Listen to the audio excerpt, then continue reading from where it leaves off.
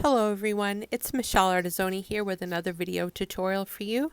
Today's topic is how to update your iPad iOS.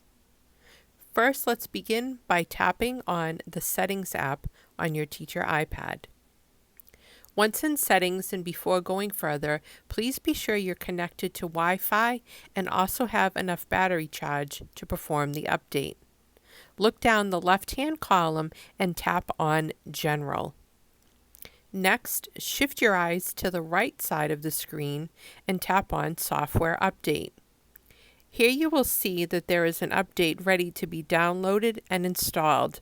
Please tap on those words.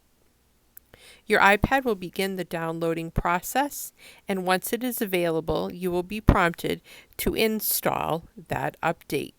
Please tap on Install. Your iPad will go through verifying the update and running the update. Once completed, you will see the message that your software update is complete. Please tap on Continue. In order to check and verify that it was completed, go back into General Software Update and you will see that there are no more updates available to install. Thank you.